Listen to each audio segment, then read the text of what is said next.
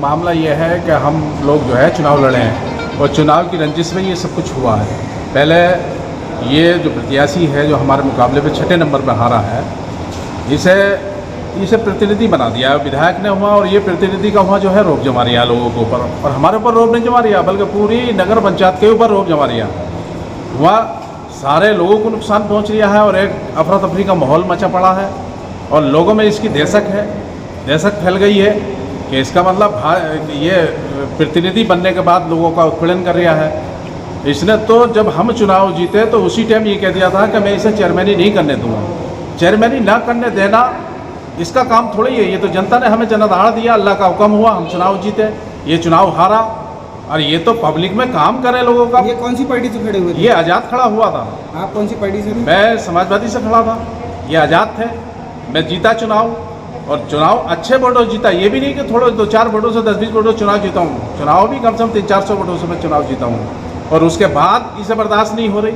शुरू से 19 कैंडिडेट हैं, हारने के बाद वो अपने घर बैठ गए, किसी ने कोई खुराफात नहीं करी और मैंने 19 कैंडिडेटों के लिए उनके घर मिठाई भेजी। मेरे जीतने की खुशी की मैंने उनके सबके घर मिठाई भेजी और मैंने पहले भी बाइट दी थी, मैंने ये बात कही थी कि ये जो कैंडिडेट मुझसे हारे हैं, अगर इनका भी कोई काम पड़ा तो मैं इनका काम भी करूँगा।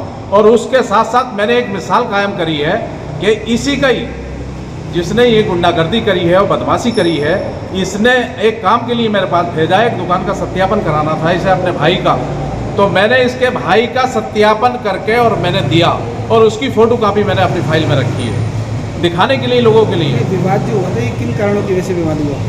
विवाद जो हुआ है, विवाद मेरा फ्लेक्सी लगाने का एक फ्रेम लग रहा है, उस पर मेरी फ्लेक्सी लग रही है, लगाने का एक फ्रेम लग रहा है जिस पर हमेशा मेरी फ्लेक्सी लगी रहती है। उस फ्लेक्सी को मैंने उतार कर फेंक दिया और फेंकने के बाद जो है अपनी फ्लेक्सी लगा लिया था।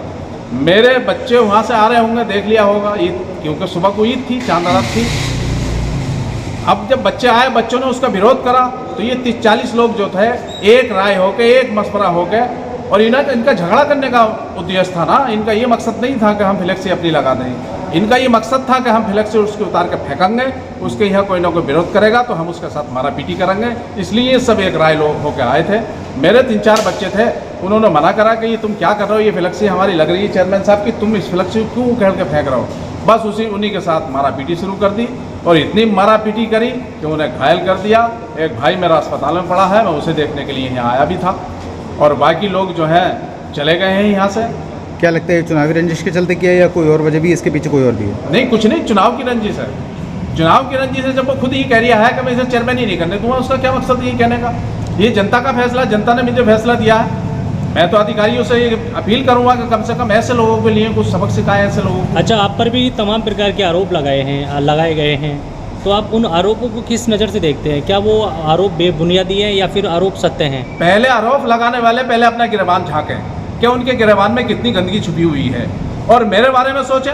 मेरे बारे में आप क्षेत्र से संपर्क कर लें, पूछ लें, मोबाइल से पूछ लें कि मैं 27 साल प्रधान रहा और 27 साल प्रधान रहने के बाद मैंने ब्लॉक प्रमुख बनवाई यहाँ, मैंने विधायक बनवाई यहाँ। मेरे अंदर अगर गंदगी होती या मेरा कोई अगर रोल गलत होता तो मेरी जनता नहीं चाहती।